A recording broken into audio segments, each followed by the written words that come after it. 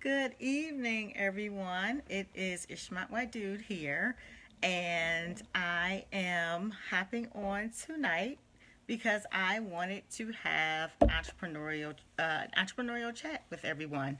It's been a little while, but for those of you um, that do know me, I got started in entrepreneurship a couple years ago. This is my special guest, Akindele.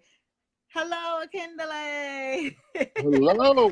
I'm just giving everyone a brief introduction of myself, and then I'm going to introduce you. Okay. So, just briefly, everyone, I got started in entrepreneurship almost 2 years ago, and actually, I worked with a coach, and one of our challenges was to do lives. And doing the lives, I really realized how many people I have around me in my circle that are also on the entrepreneurial journey. I believe entrepreneurship is extremely important. One, because of fulfilling your passion, and two, I truly believe in generating more than one stream of income. So Right. tonight, I wanted to invite my college friend, Akindele Akinyemi, on to join us tonight.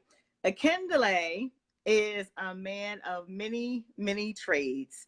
9 to 5, he is an academic advisor. He has 20 plus years of being an educator, of education experience.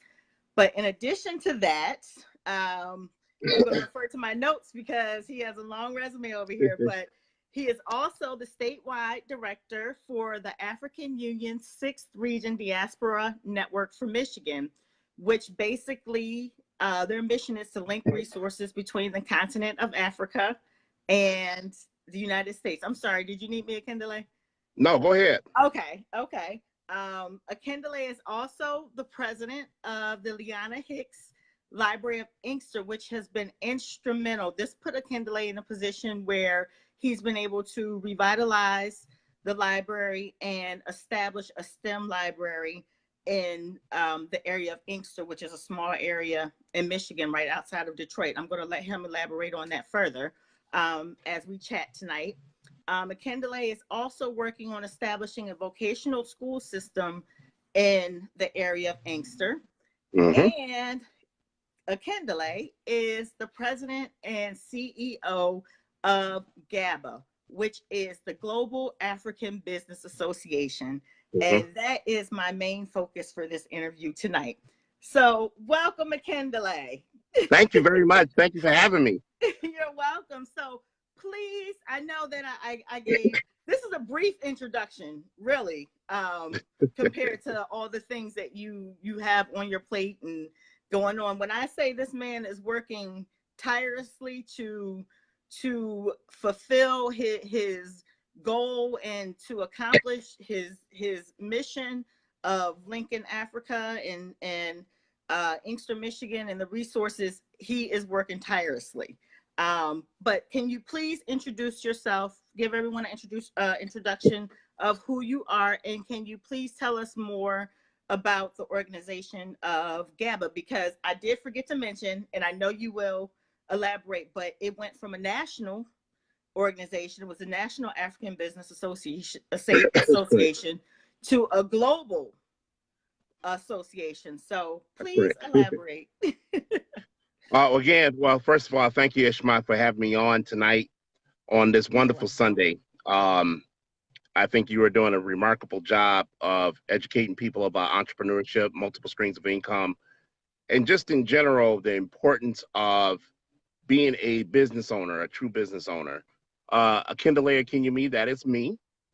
Born and raised in the city of Detroit, Michigan.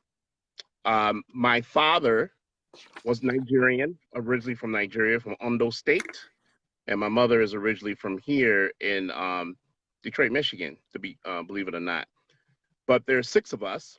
I'm the only U.S. citizen. I have a brother in the U.K., him and his family. I have three sisters in Nigeria currently, and one sister in Ghana. Wow. So we are global as Right, a family. right. um, Lifelong educator. I've been in education for about 20 years plus now. I started off in K-12 right after we both graduated from Eastern Michigan University. I started in K-12, mostly fourth and fifth, actually fourth through eighth grade, English language arts and social studies. And throughout that journey, I've been able to teach African American history, economics, geography, world history, and it's not just to at-risk students, but also global students as well. That was my first taste of global education, working in the K-12 system, not just here in the state of Michigan, but also in the state of Texas for a brief time when I lived in Houston, Texas, where I came across Nigerian and Mexican and students from Central America. So I was able to tap into their mindset, kind of get a glimpse on why they study the way they study, why they do the things they do, and really just call on to global education.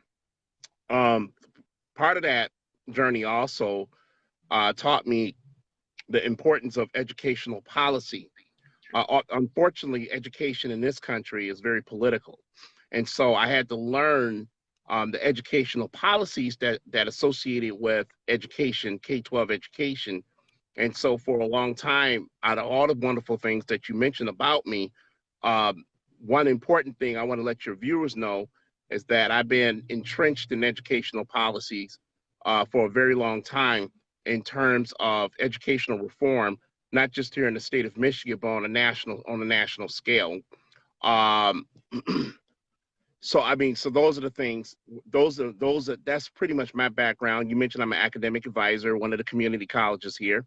I've been doing that the past 4 years. I'm having the time of my life working with students and empowering them about entrepreneurship and just life skills, as well as career coaching. And so I'm having a ball with that. You're right. We started off as the National African Business Association back in late 2013, early 2014. That was myself, my colleague Rary Onamake, who is an old friend of mine. I've known her for a long time. We reconnected when I was still living in Houston, and two of her Gambian friends, Sama Jam and Keno Barrow. So it was two Nigerians and two Gambians that started NABA originally. And the reason why we did that was because there's so many cultural organizations in the African community. Very few of them really focus on business approaches, business policies as it pertains to empowering the community. And we did that, but we did it with a different twist. And what we did was we connected that business policy and business empowerment and entrepreneurship to a specific community. Now, I have to tell your viewers and yourself, you may not know this, we looked at several cities that we were going to launch this project. And one of the things we looked at Ecorse, Highland Park, Pontiac, River Rouge, Michigan, and Inkster.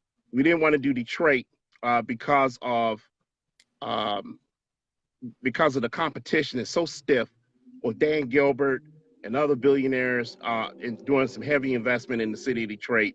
We just felt like a small community, a small Black community would suffice just to get started. And we picked Inkster because Inkster's proximity to the airport is very important when you're talking about imports and exports in terms of sub-Saharan Africa resources. So we linked the airports. You have Detroit Metropolitan Airport, which is the commercial airport, and then you have down the street, about 20 miles down the street, you have Willow Run. It's not even 20 miles. Willow Run Airport, which is one of the largest cargo airports in North America. And so we wanted to leverage aviation to connect it to the city of Inkster as it pertains to imports and exports. We have a port authority right here in Wayne County, Michigan, right at downtown Detroit. We have a port authority that's underutilized. And so we wanted to look at how we can leverage assets, infrastructural assets like shipping, like railways, like freeways, interstate highways, U.S. highways like Michigan Avenue that goes from Detroit to Chicago, that cuts through the heart of Inkster, and airports. So we looked at Inkster as being a very strategic location, and we launched NABA there. But as you mentioned, over a period of time, we decided to go global. And, you know, that's my favorite phrase, is going global. And so we did that because of our global ambassadors that are doing a phenomenal job of what to represent us at the global scale, and just moving the philosophy to a more global approach to linking resources between Africa and here in the U.S., especially to empower local communities by restructuring tax bases to help them to courting African-based businesses from the continent here to the United States, where a young African-American entrepreneur can learn about franchising from a company like Tantalizers or Chicken Republic from Nigeria. That's a different stream. That's a different stream of income, and that's a different tax base that we could bring to revitalizing struggling communities, and that's our focus in the Global African Business Association. Wow, that is wonderful. You touched on so many excellent points, and you actually touched on my next question a little bit, was what inspired your vision and what made the organization evolve from NABA to GABA. So you really go ahead. I'm sorry. Let me add on to that. Okay. You and I both know that we have the Ambassador Bridge here between Detroit and Windsor, Ontario, Canada. Right. That's a very important artery in terms of imports and exports. We have the tunnel. Well, you can't do too much trade in the tunnel, but you have the Blue Water Bridge in Port Huron, Michigan. That's another important import-export between Port Huron and Port Edwards or Sarnia, Ontario. And, you know, moving these goods and services along the St. Lawrence Seaway is important.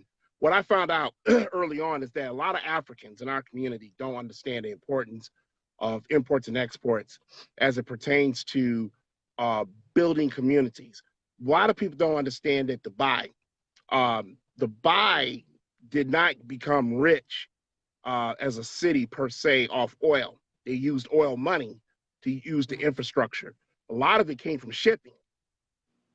Wow. And people don't understand that. A lot of that came from shipping, right? And doing imports and exports with the British. And so it's the same concept. What made me move back from Houston to Michigan was understanding the empowerment of the Great Lakes region. And I think a lot of us don't understand the importance of leveraging the Great Lakes region when it comes to imports and exports, entrepreneurship, trade, and just investment in general, and positioning the Great Lakes region here to sub-Saharan Africa is very, very vital to help reboost our local communities through immigration, through refugees, through infusing immigration and refugees and entrepreneurship and business development, and giving them the necessary tools to move the process forward to help revitalize these cities. And also cross-cultural experiences between local African Americans and Africans, getting that kind of experience, understanding that not only we're just Black from skin color, but we're also understanding that we have a lot of things in common, whether it's through slavery or colonization. We have to understand in the 21st century, and the fourth industrial revolution, which taking place right now with artificial intelligence, cybersecurity, Internet of Things, and smart cities, that our communities and our ecosystem throughout the diaspora has to be tight. And so we lead that effort in GABA 100% in terms of educating our community about why these things are necessary and how to move that process forward. Wow. Well, you know what? I'm going to say I am very glad that you touched on the transportation hubs, because that is something that we don't think about. And when someone says Inkster, Michigan, and Global African Business Association, they might ask, why Inkster of all places? Right. Like you said, there's Detroit, there's other larger cities, there's other more popular areas in Michigan and throughout the United States, because you said you were in Texas, you were in Houston, and then you decided to move back. But the perspective that you gave in terms of the transportation hub and being able to import and export resources in so many different ways, whether it's by, like you said, the Great Lakes region, by water, by rail, by air. And for those that are watching that don't know the area, the Ambassador Bridge actually links Michigan to Canada. So that's actually opening up import and export through another country. So that's definitely that's great that you touched on that and really opened our eyes, because you and I never really had a conversation on why Inkster was chosen. We just had a conversation pretty much about the organization, and what you're doing, but we never. And I did a couple times wonder why Inkster, but you lived in Inkster, and I just thought that would be the most logical because that's where you were at. But I never thought about that perspective in terms of the transportation hub. Yeah, it's a very important, and unfortunately, a lot of people in Inkster who's been there 60 years don't understand that's an important transportation hub. When we're talking about my role in Inkster and GABA's role in Inkster, we focus on things that we know we can get things done. You mentioned I'm the president of the Leanna Hicks Library Board of Inkster. That's important. Right. And here's to your viewers to give you a little background. These are elected positions. There's only been four Nigerians that's ever been elected in the state of Michigan. I just happen to be the fourth one. Wow. And so the reason why I chose the library board at that time in 2015 and not mayor, city council, because I wanted to use my educational experience in a public manner where we can build a brand new library, which we're doing right now, where we can reestablish education. Our school district in Inkster was dissolved by the state of Michigan in 2013. And so so that left the city of Inkster with no school district. So what I wanted to do was be part of a library board that would focus on revamping education through vocational education, and linking career technical education resources to empower young adults and adults that need I know adults that need a skill set in terms of apprenticeships, in terms of cybersecurity, in terms of welding, things like that. Oh, you're fine. I'm a parent also. I know how that goes. So I wanted to be part of that revolution and have an opportunity to develop Inkster into a STEM city, into a cyber city, not just focus on tech hubs and co-working spaces, but also focusing on skills that our people need. Inkster is 6 square miles, 24,000 residents. We have a 40% poverty rate in the city of Inkster, and it's predominantly African American. It's the largest African American community outside Detroit in Wayne County. So we have a 40% poverty rate in the city of Inkster, and we only have but 10% of the population with a bachelor's degree and only less than 2% with a graduate degree. So the demographics, it doesn't favor us. So we need to do some things differently and strategically to really position Inkster as a 21st century global hub of commerce. And that is what GABA's been doing. We do small things like cultural arts. We put up our second mural recently in the city of Inkster. We're working on initiatives of bringing additional cultural arts that will drive real estate and investors into the city of Inkster. That's a strategic move that we're working on right now. I'm currently, I didn't tell you this, and I didn't tell your viewers this, but I'll tell them now, also the chair of the Inkster Downtown Development Authority. And what a Downtown Development Authority does. Thank you. I've been doing that as long as I've been on the library board. I've been doing all this stuff a long time. What a DDA does is help revitalize this downtown. That's any city. They go by different names in different states, but it's pretty much the same thing. You capture tax increment financing dollars. and repurpose those dollars for development. Unfortunately, our DDA don't capture TIF dollars because the property values are very low within our downtown area. So we had to come up with different creative ways of how to move that authority forward. But long story short, all this is GABA driven, and we have a team here in Michigan. That's our core team. We have folks in Texas and Houston. We have folks in Maryland. We have people in, of course, Nigeria, Mozambique, and Cameroon. So we are a global organization. And as a president and CEO of GABA, I focus heavily on women development, women entrepreneurships. 80% of our membership are women. When Black women, of course, they ask the question, well, why focus on women? What about the men? Well, Black women are the number one drivers of entrepreneurship and business development in the United States. So why would I focus on men when the women are actually getting the job done? I need women on the team to move the process forward. So not saying that men are not on the team. We have men on the team as well, but I focus on women, on development, when we're talking about micro lending, when we're talking about business development, imports, exports, cyber education, real estate development, EB-5 investor visas. So you may have people who are looking at this broadcast tonight from other parts of the world that want to invest in the United States. We help guide them on the EB-5 investor visa so they can get a green card. So these are things and tools that we work with and we know the visa game very well. So you don't have to come over here and find somebody to get married, find a U.S. citizen to get married, or anything. There are other ways. There are other ways of how to do this. Right. Yep.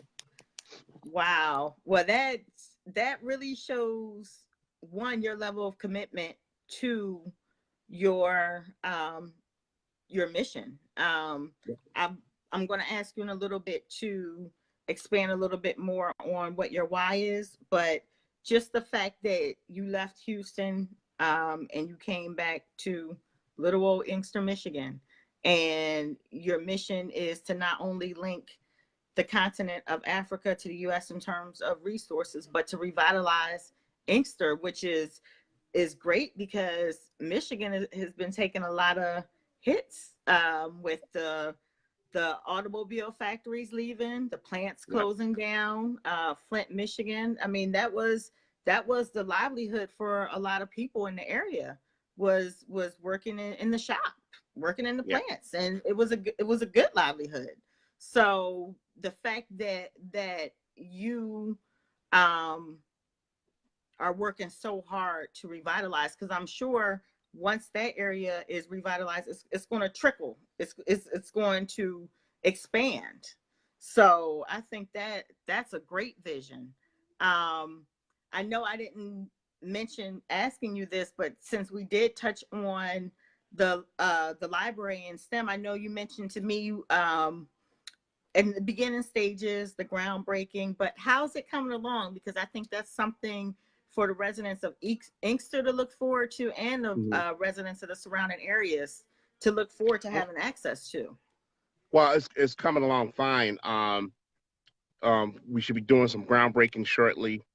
Hopefully within the next month, we could do some official groundbreaking to really get the construction phase going. We have a building, but we're repurposing the building for the library space and doing some slight expansion so that everyone could feel comfortable in. That's part of legacy building to me. I didn't choose to run for mayor, city council, or anything, not because I wasn't qualified. I'm more than qualified to run for these positions, and I know I can win. But I'm not into that. What I'm into is legacy building. I'm into, helping people understand their purpose and understanding their goals. When we in GABA, I teach our members to work as a team. And you cannot build a business without a team. People don't understand that in our community. We feel that we could become a millionaire without a team.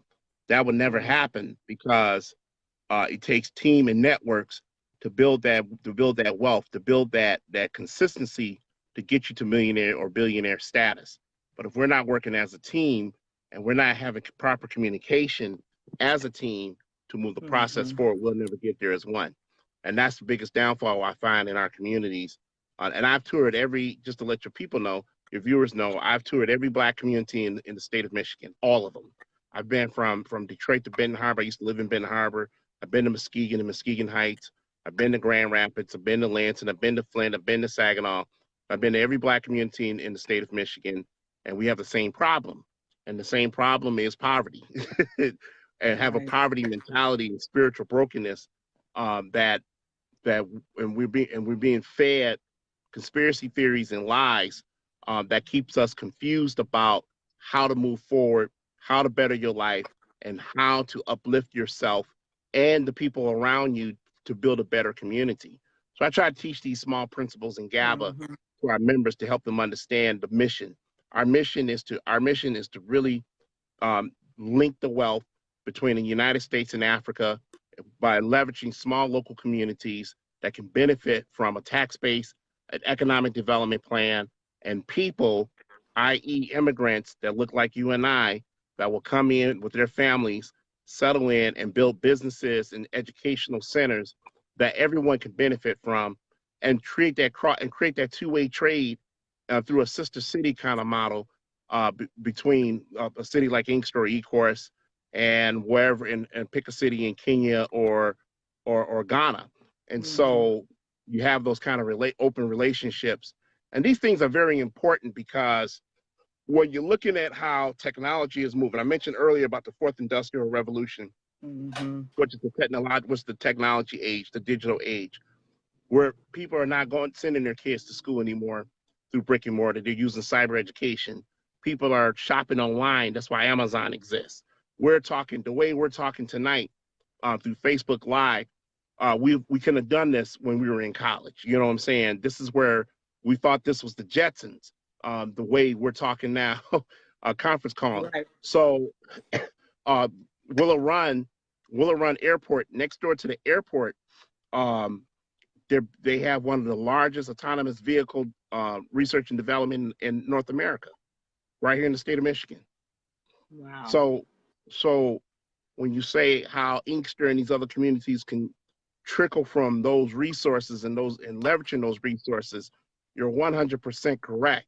But we have to position our resources and use Africa as a resource, regardless of what country, whether it's Nigeria or Ghana, Tanzania or Kenya or Botswana. We have to learn to use our home nations as a resource so that we can play Powerball at the global stage. If there are things that are being, let me give you an example. We have cars that are being produced in places like Nigeria and Ghana. These are African cars, African-owned and operated motor vehicles. You and I, most people who are listening to this broadcast have never even heard of these, didn't even know that cars are being produced. So the question is, because you mentioned earlier about the automotive industry, Michigan being an automotive state, how come we don't have a research and development facility in our local communities like Inkster, where we could do the research and development to send back to Africa to develop the cars? See where I'm going with that? That's called linking the wealth.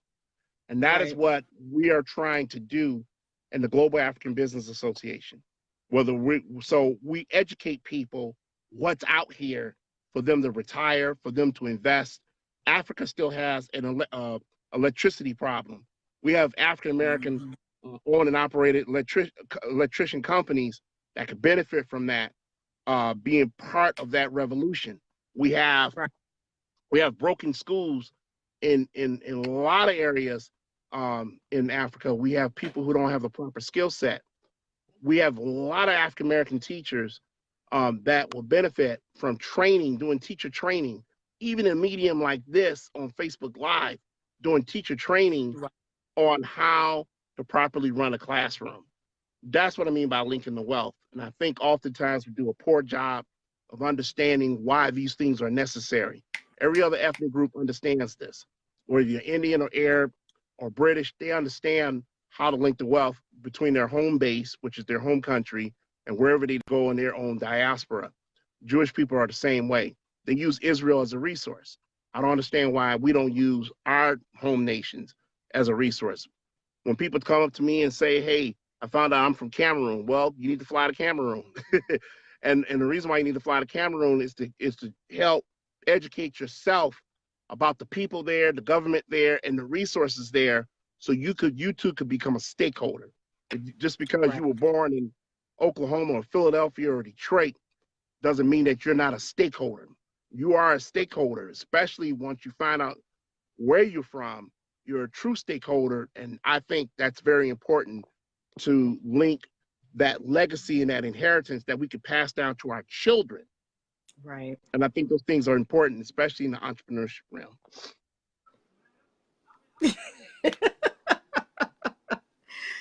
Wow. Well, I couldn't agree more. Again, you touched on a lot of excellent key points, but I think you might remember me telling you this before. You've always been a forward thinker.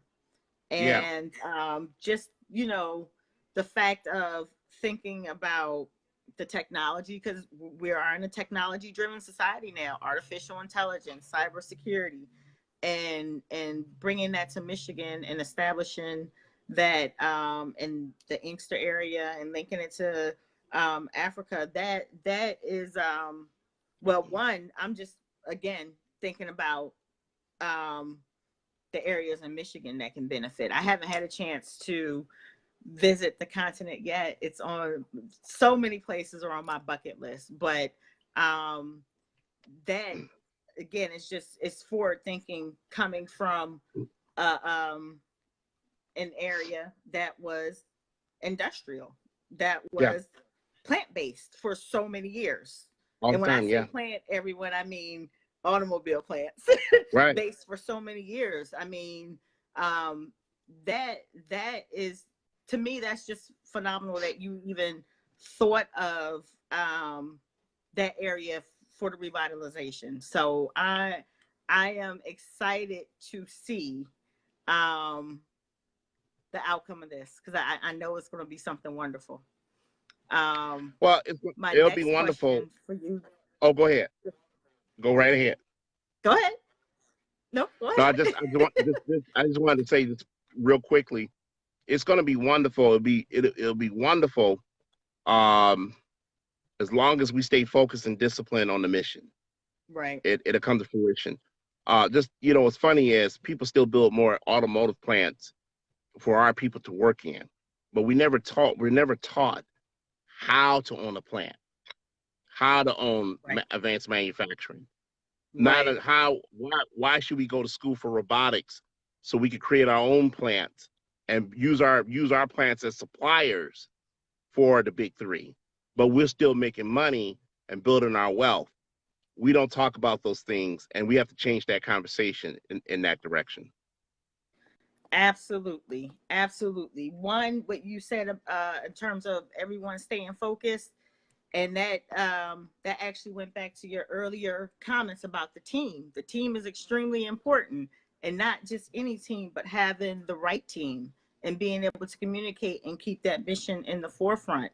Um, Entrepreneurship, I didn't really start learning about entrepreneurship until the last couple years. Some people grow up, that's what they know, in addition That's what they to know. right our what is considered normal route of education. They also know the importance of entrepreneurship. So that is definitely something that is important for us to know and to understand and to pass on to our children. And yes, my Absolutely. little one keeps running back and forth during this interview. Sorry, everyone. But I wanted to ask you, what is your why and what keeps you motivated? Because this is a major, I'm not going to say task, because I believe if it's something that we're passionate about, we might not necessarily view it as a task. I don't know how you feel. I know that we have our ups and downs when we're trying to see our dreams come into fruition, but what Mhm. is it that keeps you motivated? What keeps that light at the end of the tunnel at your forefront to keep you going? Because Well, you're juggling a lot.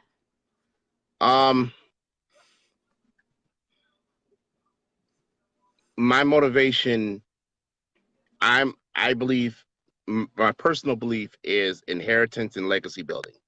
Mm-hmm. That's where I'm at. Right. I'm not going to lie to you. Every morning when I get up, I want to quit. I do. And I get a text message. I get a voice note. I get a Facebook instant messenger from someone whose life I've touched, and they thank me, or they ask for advice because they're interested. We had one of my senior vice presidents. Her name is Uche Akib. I met Uche before GABA was even conceived. Okay. She didn't even have her first child yet when I met her in Houston. Okay. So she's been with me for a long time. We had our first fashion show in April. It was sponsored by GABA. Right. Okay. And what that told me was someone is actually listening to what the mission. She's always listened to the mission. There are other testimonies like that on the team. Yeah. That tells me that I have to move on no matter what. And that's what I do. Because there are people that are impacted, whether you're a member of GABA or not a member of GABA,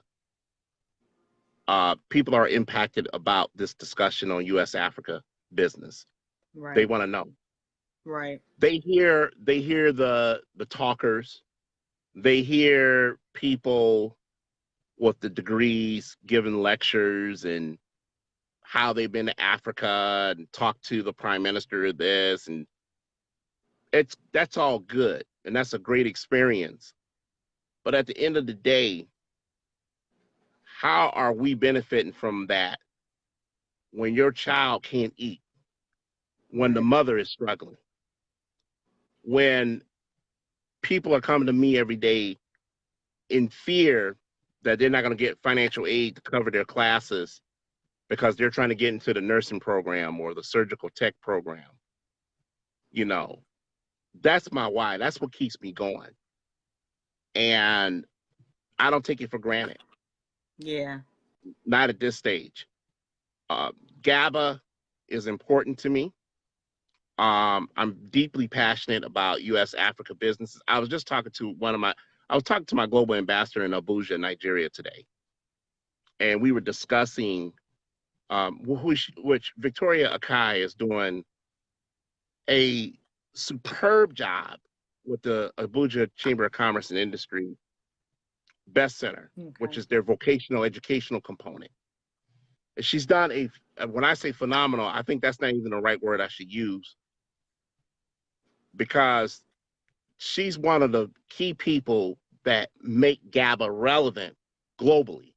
She is. Okay. And we were discussing about why Nigeria hasn't transformed itself in the last almost 60 years. The conclusion we came up with was the mentality of the people, the mentality of our leaders. It's easy to steal money than do the right thing. Right. Poverty is a sin, it's a disease. And if we do not learn to invest, Africa is the youngest continent in the world that look like you and I. We are not doing a good job of investing young adults with the proper skills for them to move nations forward. Right. Okay. We have to, we're talking about a generation like millennials, Generation Z. We have to be in a position to give them the tools and educate, nurture, and mentor them to move nations forward. We are not doing that in Africa. So Victoria's position at the best center in the Abuja Chamber of Commerce and Industry is very important. It's important not just to the Chamber of Commerce over there, but it's important to the country. It's important to a country like Nigeria and most of West Africa and GABA. So I have on this team some real experts with some real passion to understand teamwork.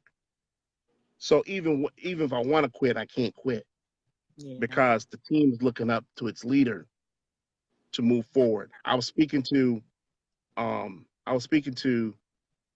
of my board directors, Dr. Paula Whitaker Watkins. I want to share this with your audience. How we were talking a couple of days ago on this one subject, how her cyber education program has impacted Nigerian children, well, young adults. Wow. They have over 300 students now. Wow. All because of a conversation and putting her in front of the right person, which happened to be another global ambassador of mine. And it took off. So I can't stop. So my purpose is what drives me. My vision is intact. And those are the things that keep me focused every day, professionally and personally. Yeah. Yeah. Wow. No, you know what? Because you know what, you really don't realize a lot of times how you impact people, especially with a mission like this, until you get the little reminders, and they're not little, because like you said, it's what keeps you going, and you really learn to be grateful for what you have, right? And you really learn not to take things for granted, because you realize how what you might have perceived as not something major is really impactful to someone else, and that keeps you going. That definitely keeps you going. Definitely keeps you going. Wow. Well, that was powerful. I'm thinking about just even like the viewers don't know this, but how you linked up with Hadia, who Hadia Usman, for everyone that does not know, she was running a project, and she's actually back in Tanzania now, called the Pemba Pearls Project. And this is another woman who was working tirelessly to bring education to Tanzania, for the children and for the adults. She was not only in the United States for months, but she was traveling throughout the world, getting donations, computers, sewing machines, so the women could start generating income, making clothes and generating income, because this island had almost nothing.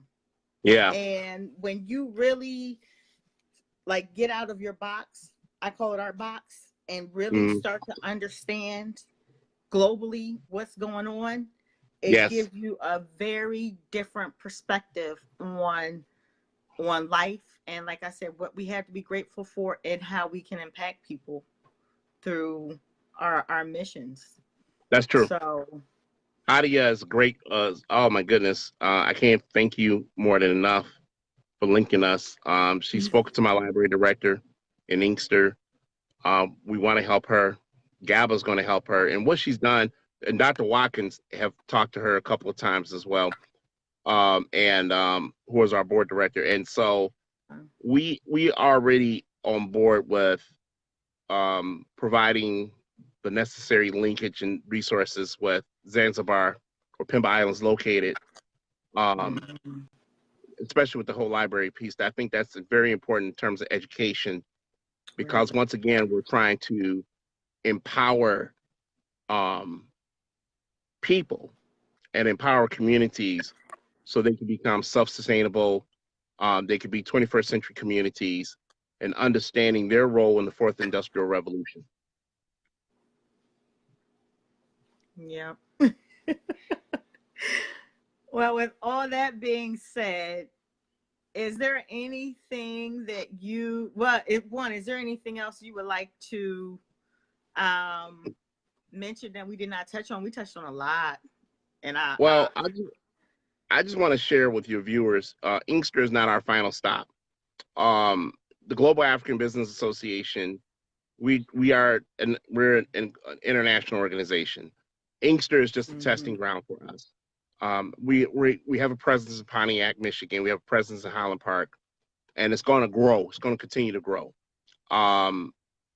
It's important that in the 21st century, African Americans understand what their role is in investing in Africa.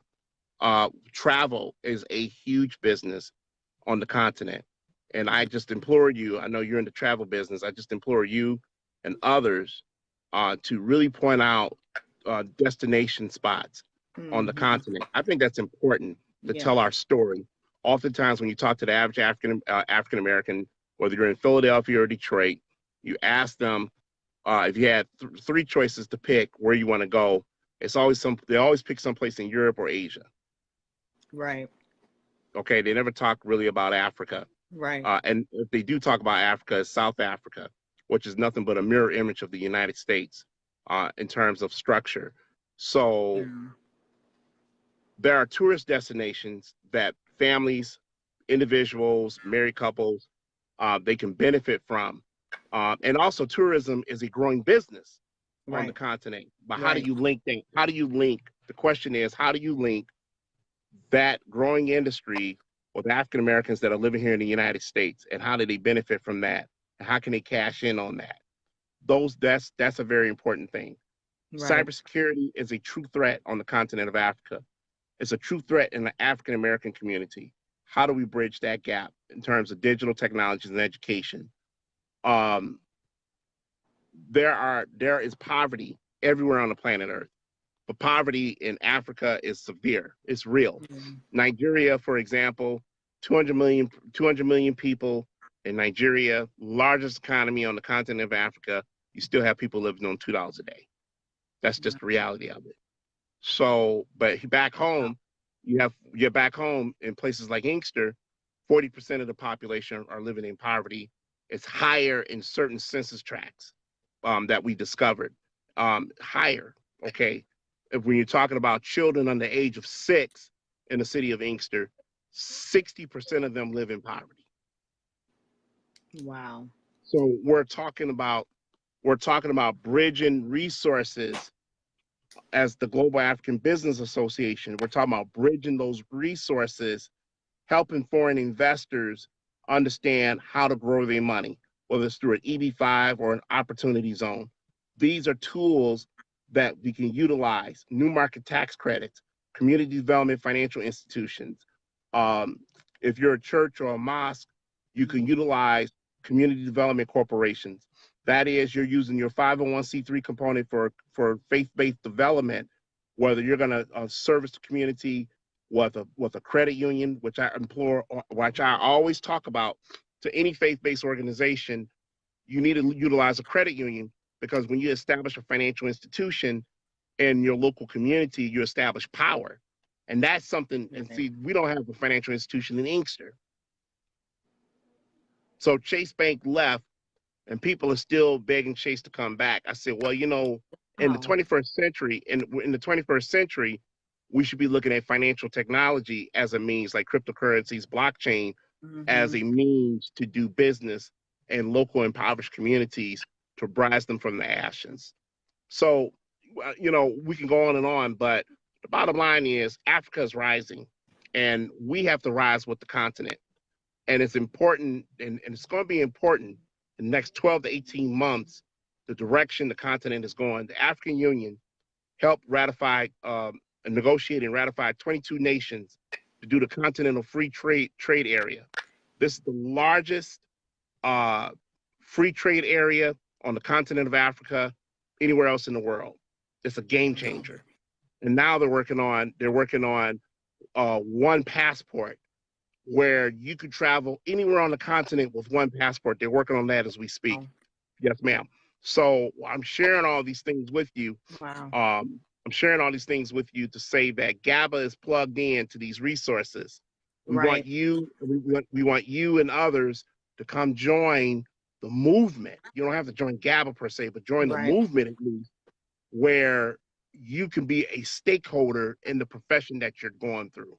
We can assist you with that. Wow. Well, for everyone that's listening, that has listened to this interview, if you are interested in finding out any more information about GABA, if you feel as though you have resources that you can offer, or if you're interested in resources that GABA can offer you, you can contact Akindele. I'm going to put all your information in the description, as well as the business information. Absolutely. Akindele is on Facebook. Yep. You'll see a lot of his forward-thinking quotes. When I say he's a forward thinker, he really is. Technology driven. Just a lot of good information on what's needed to function at the next level in the way that this world is moving. So I'll put all your information in the description, and I thank you so much for joining me tonight. It was an honor having you here, because it's hard to lock you down. You're a busy man, but thank you for joining me tonight. And thank you. You're very welcome. Good night, everyone. Good night.